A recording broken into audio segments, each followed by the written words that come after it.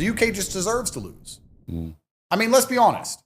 Keir, Macron, and that German dipshit, whatever his name is, they all got caught sniffing coke on a train on the way out of a hooker party in Ukraine yesterday after promising Ukraine hundreds of billions of dollars while the UK falls apart. That should be the end of a politician. Think about that. That should be the end of a politician. What's going to happen? How many protests are there? None. Who cares? No. So, does the UK deserve what's coming to it? Maybe all is fair in the end. Maybe it's universal justice, yin and yang. Maybe if I were to take time out of my life to fix the place, knowing I could, they would resist me tooth and nail to the end, to the point where they deserve what's coming. What he is describing is a phenomenon, a contagion, that not only is affecting Britain, but the Western civilization as a whole. The same no-holds-bar capitalistic mentality that helped them climb the geographical, political, global ladder at a fast rate is now the anvil that is dragging them down into the third world financial abyss. Unfettered capitalism, a twisted financial system, is so broken now that it puts consumption and profit ahead of its citizens and even its own infrastructure. And for him to point out the resistance that anyone will face, even if there was a possible way to turn things around, is insane. The only conclusion that you could draw from that is the outcome is all but solidified. Because what's coming to the UK? Everybody with a brain has left. Everybody who's rich has left. What's coming? What's coming is a third world nation. Because all the money's leaving and third worlders keep turning up. That ends one way. The UK is about to become a third world country. It is relying on its reputation alone. It's like the tough guy who used to be able to fight in the bar, but he's a bit old now, you know? But they're like, but back in the day, he was rough. Is his prediction of what's coming to Britain really all that shocking? No, this is what is happening all over the West. For example, the national debt in America is out of control.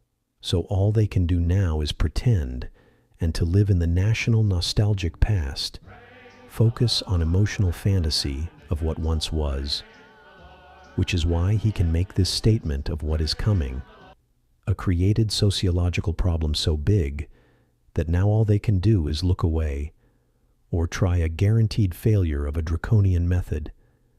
But the problem will only become worse, and living on vaporous nostalgic feelings doesn't change that reality, or even the third world outcome. I can name countries who nobody gives a shit about, but are far more influential and powerful than the UK.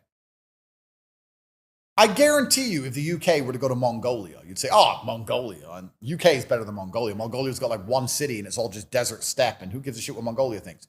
Do you think the Mongolians give a single fuck what the UK thinks? Really? Actually? They talk about stupid things like GDP figure. But the UK's GDP. Moving pieces of paper in a banking sector is not GDP. That's not real. What's real is the capability for violence and growing food and building things and manufacturing. That's all real. You know, a factory has to make this cup, and a man has to shoot that gun, and a farmer has to grow that food. That's real. This is the core foundation of a successful society: agriculture, manufacturing, and the industry built to protect those core foundations. It's not complicated. Plus, GDP holds very little weight when it comes to understanding the complete health of an economic system and its citizens that help keep that system running.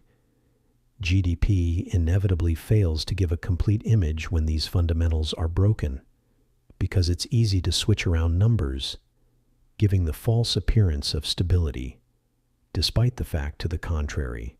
The city of London moving a piece of paper from here to there for gold that doesn't exist so they can fucking vamoose the fiat currency system and then say, look, we increased the GDP. That's not real. That's just enriching the rich people who are behind all the political parties anyway. Forget GDP. I don't think UK ambassadors go anywhere outside of Europe.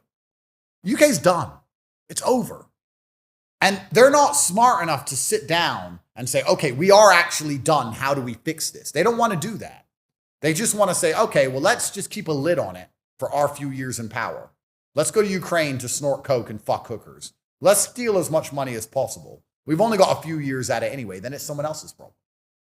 And it's just kicking the bucket down the line. And the person who lives in their house, which they've worked so hard for, they've dedicated their life to paying that mortgage. They're stuck in that house, stuck amongst the crime, the drugs, the bullshit.